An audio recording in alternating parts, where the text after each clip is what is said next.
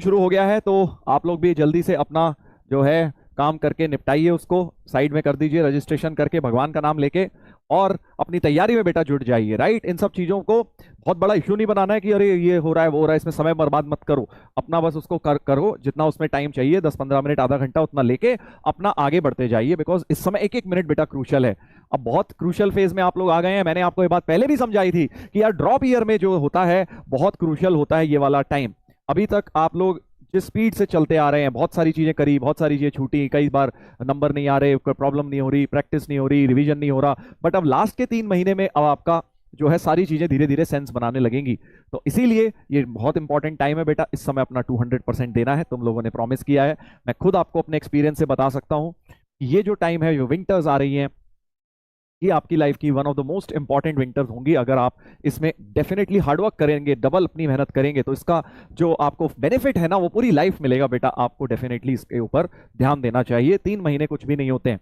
अगर आप overall scheme of things में देखें, इतनी बड़ी लाइफ होती है, उसमें अगर मैं आपसे कह रहा हूँ 3 महीने यार दिन रात एक करके मेहनत कर लो, तो आप लोग कर सकते हैं, कर सकते हैं बेटा। आप सब में कैपेबिलिटी है, एक ना एक दिन तो करना ही है मेहनत, तो क्यों ना आज से शुरू करें। राइट, सब लोग बेटा प्रॉमिस आप लोग कर चुके हैं मुझसे, अब आप लोगों को बस इसको इंप्लीमेंट करना है अगले 3 महीने तक लगातार।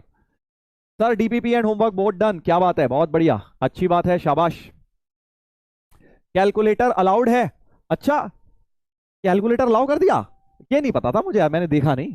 अच्छा, ये तो बड़ी न्यूज है यार, this is a big news. सही में कैलकुलेटर अलाउ कर दिया?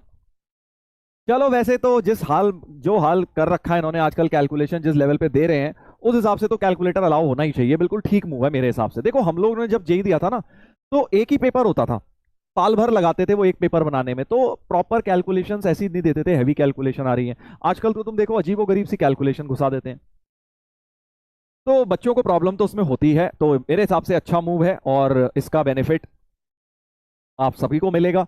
बट अगेन मैं देखो मैं तो सिंपल सी ये बात समझता हूँ कि जो चीज बेनिफिट सभी को है तो वो कैसा बेनिफिट, या जो नुकसान भी सभी को है तो वो कैसा नुकसान।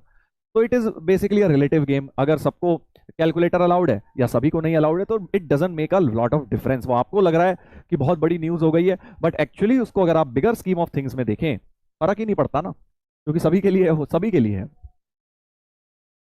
यस, बट ये अच्छी बात हो गई है कि उन लोगों के लिए अच्छा हो जाएगा, जैसे मान लो आपने पूरा क्वेश्चन सॉल्व कर लिया और लास्ट में एक बड़ी सी कैलकुलेशन फंस गई, इंटीजर टाइप न्यूमेरिक टाइप बनाना है, आपने वहां से छोड़ दिया क्वेश्चन क्योंकि इतनी कैलकुलेशन करने का टाइम नहीं मिल रहा, तो आपके लिए वो बेनिफिशियल हो जाएगा उस सेंस में। चलिए अच्छी बात है। पेपर टफ होगा?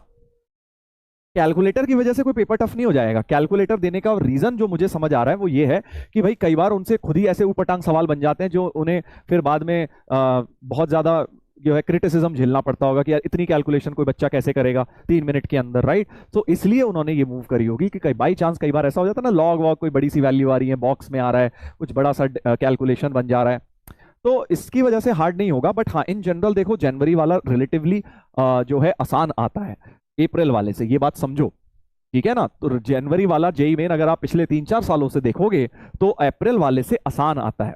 अप्रैल में डिफिकल्ट आता है थोड़ा सा, क्यों? बिकॉज तब तक सभी बच्चे रिवीजन कर चुके होते हैं, खूब समय मिल गया होता है रिवाइज करने का। एक तो ये कह लो कि टफ लगता भी है कुछ, और कुछ लोगों को वो टफ बनाते भी हैं। जनवरी वाला रिलेटिवली आसान आता है, तो अगर आपने जनवरी वाला मेंस क्रैक कर दिया तो एडवांस के दरवाजे आपके लिए आधे दरवाजे खुल गए हैं, ये समझ के चलिएगा, ठीक है।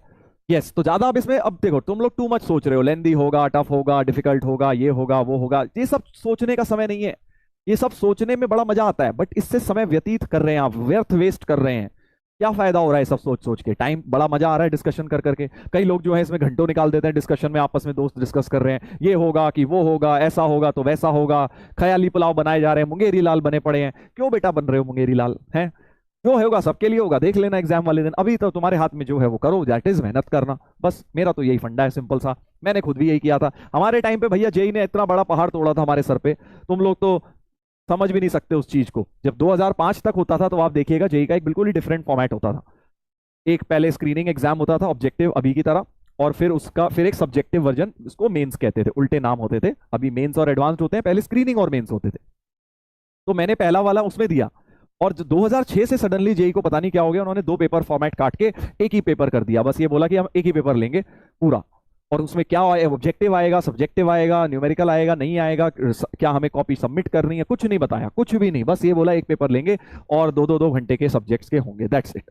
तो कुछ भी नहीं पता था हमें, तो हम तो बस चले गए वहां, जाके देखा कि भाई अच्छा ऑब्जेक्टिव भी आए हुए हैं, सब्जेक्टिव भी आए हैं, अच्छा सब्जेक्टिव में कॉपी भी सबमिट करनी है। तुम सोच रहे हो कितनी बड़ी चीज है, हमें पता ही नहीं था एग्जाम से पहले कि क्या हमें सब्जेक्टिव पेपर आएगा कि ऑब्जेक्टिव ही आएगा प्योर। 2006 में ही हुआ था। बट मेरे को किसी ने बहुत अच्छी एक बात समझाई, मेरे टीचर ने, कि भाई जो भी हुआ है सभी के लिए हुआ है ना, तुम क्यों परेशान हो रहे हो। फिर मेरे को बात तो समझ आ गई, मैंने कहा यार बात तो ठीक है। हर बच्चे को ही ये या तो किसी ऐसा होता है ना, किसी को एडवांटेज है यार, इन 10 बच्चों को पता है क्या आने वाला है, ऐसा तो है नहीं, सभी के साथ वही होना है। तो इसलिए अपने को कोई टेंशन नहीं लेनी होती इस चीजों की। यस, वाई वरी, बिल्कुल ठीक कह रहे हो, वाई वरी। अपने जो भी है सभी के लिए है, तो अपने को बस जो हमारे हाथ में हम वो कर सकते हैं, विच इज प्रॉपरली तैयारी करना, हार्ड वर्क करना।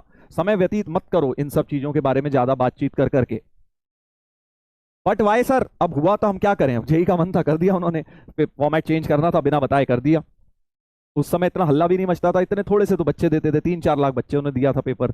बट जो होता है भाई देखा जाएगा वाली सिचुएशन।